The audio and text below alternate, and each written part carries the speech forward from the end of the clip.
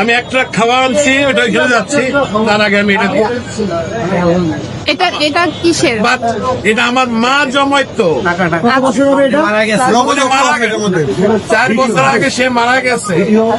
আমি জানি না এটার মধ্যে কি আছে, আছে অনেক কিছুই আছে, কি আছে আমি জানি। এটা আমি দিয়ে গেলাম।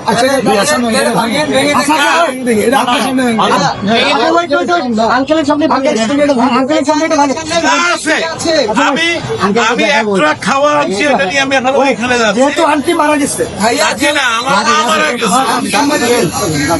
এটা তো বহু মূল্যবান, মানে অমূল্য। আমার কাছে এটা অনেক মূল্যবান।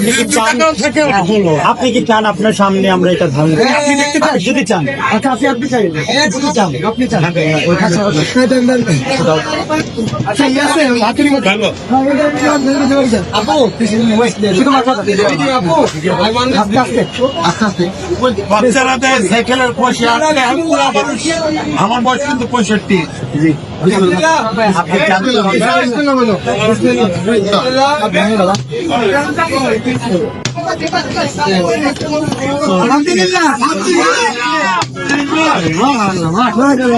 এটা আমার মায়ের জমানো পয়সা।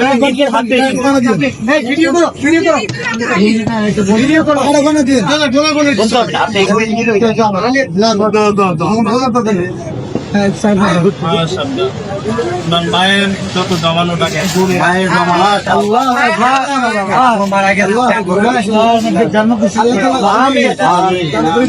জন্য দোয়া করবেন। এটা আমার বড় ভাই, ওনার ছেলে খেলা দেখে নসিব করেন। তোমরা এটাকে সব ব্যবহার করবে, এই ইনশাআল্লাহ ইনশাআল্লাহ ইনশাআল্লাহ আমাদের জন্য দোয়া করবেন। আল্লাহ আপনার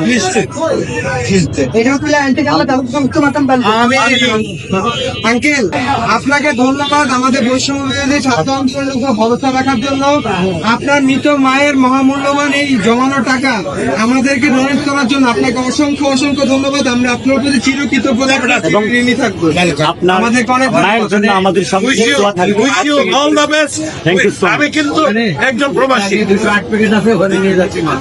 আমি এখন একটা মাল আছে, আমি নিয়ে আসছি, এখানে দেওয়ার জায়গা নাই। আমি এখন আঙ্কেলকে টিকে দিন।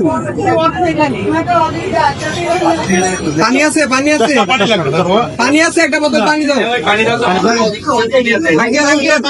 আঙ্কেল আমাদের থেকে এক বোতল পানি নিয়ে যাও। এক বোতল পানি দাও আঙ্কেল, এটা আমাদের পক্ষ থেকে আপনার জন্য গিফট। ভালো থাকবেন। আসসালামু আলাইকুম। আচ্ছা ভাই।